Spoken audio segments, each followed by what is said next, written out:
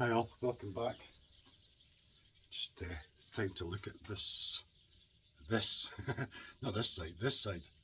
I've been looking at pictures online and I see where the body sort of joins about between the 20th and the 21st fret, sort of goes like diagonal. So I've drawn a line there just to give me a guide.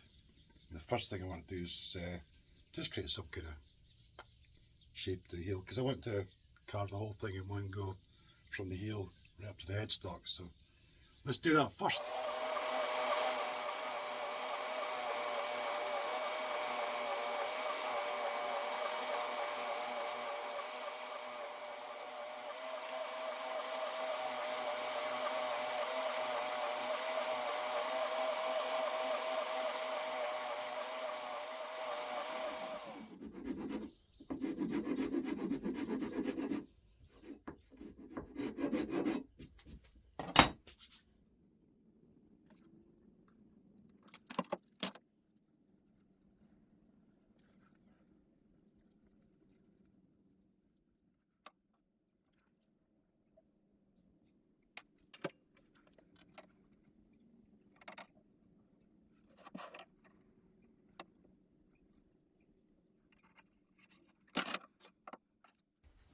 As usual, I've just drawn the lines here about a third in from this end and just draw all the way down, and then about fretboard thickness up on the actual mahogany area.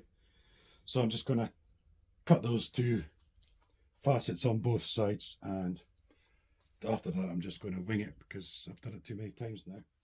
So yeah.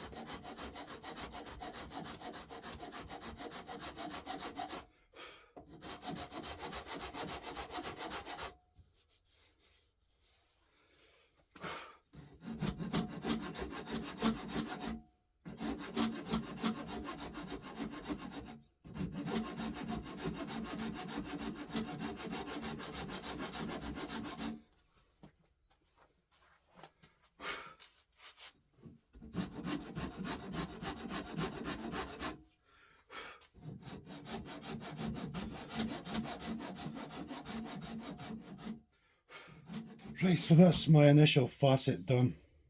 So going from that line to that line. I'll go and do the same on the other side, and then I'll come back. Right, so that's those two facets done. So the next thing I'm going to do is I'm just basically going to take off this edge, and this edge creates another smaller facet.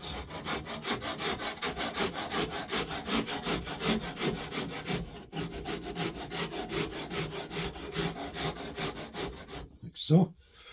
Nothing dramatic. And then I'm going to do this one, which takes me down to the fretboard basically.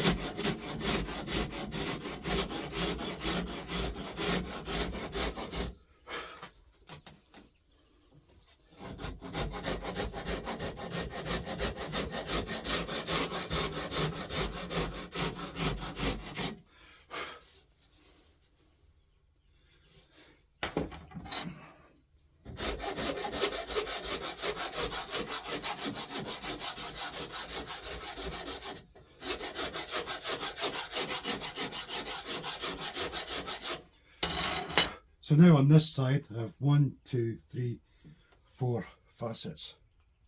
So I'll just do the same on this other side. Knock all the sharp areas off.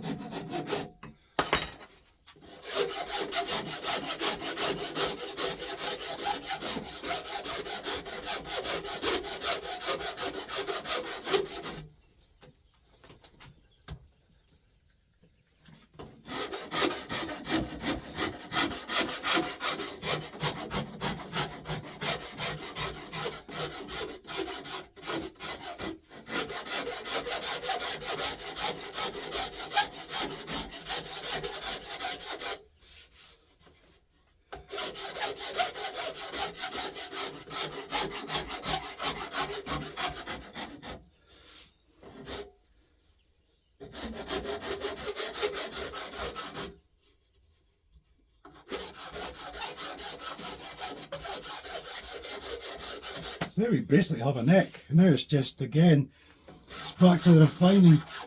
And again, I just like normal, off-the-shelf, cheap files. I just find they do a great job when you get to this sort of stage. Obviously, great for getting loads of wood off. These are pretty good as well for getting nice smooth and getting extra wood off. But yeah, when I get to this, when you get closer to finish, I like something a bit finer still. So these just off the shelf cheap files are, I find them to be really good.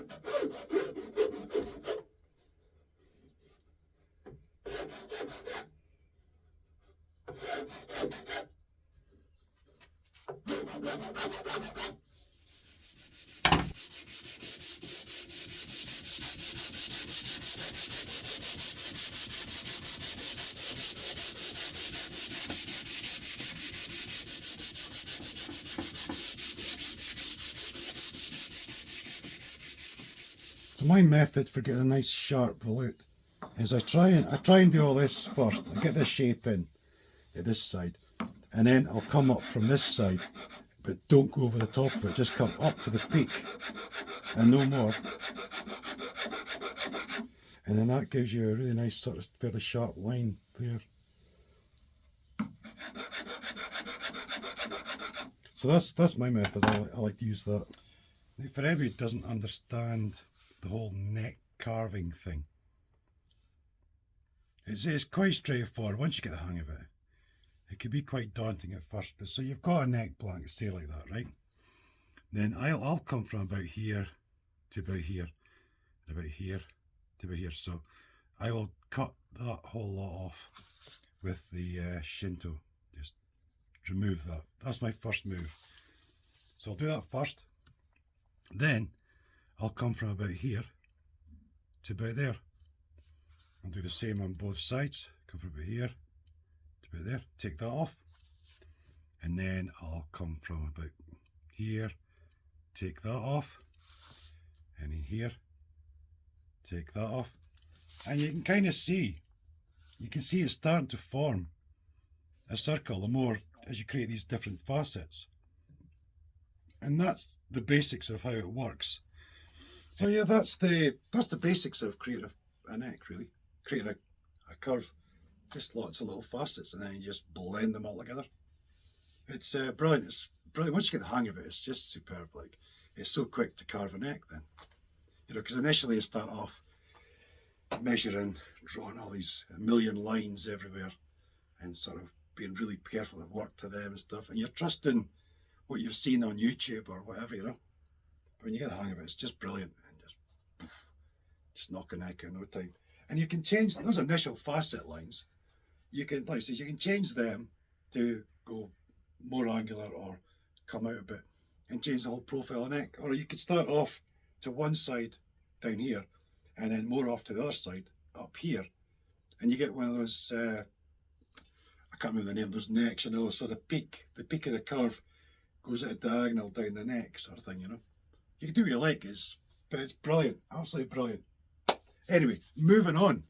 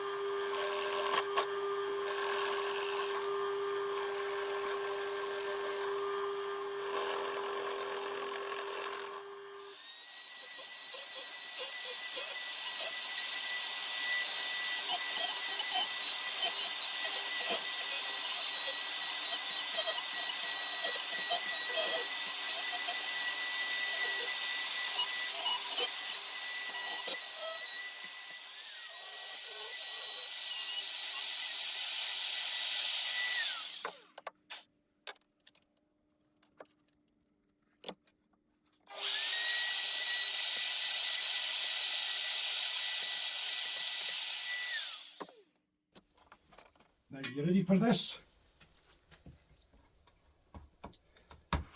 Look at that. Brilliant.